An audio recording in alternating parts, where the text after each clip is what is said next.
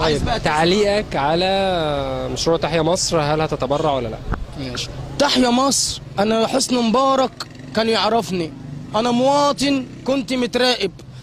يعني ايه كنت متراقب من حسني مبارك؟ يعني احلى 4 سنين عاملهم.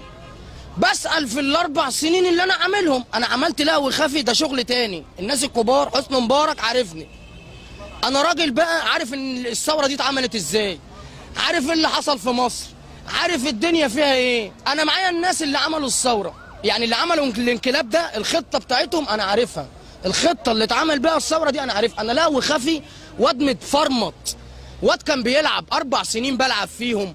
حسني مبارك كان عارفني في ال4 سنين، عملتوا ثوره، عملت لكم لهو خفي.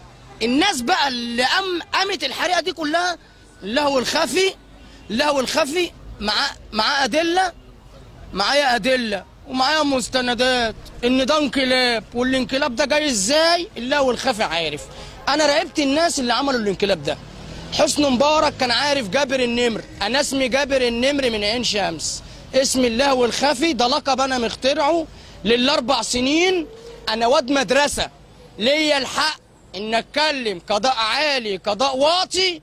انا لهو خفي واد معلم على يد حسني مبارك، يعني واد مدرسه، اعرف الثوره دي قامت ازاي، ده انقلاب قام ازاي. انا راقبت الناس اللي عملوا الانقلاب ماشي، وعايز اوصل صوتي مش للشعب، مش للشعب ده، الشعب ده انا عارفه، الشعب ده من يومه كده، الشعب ده انا عارفه.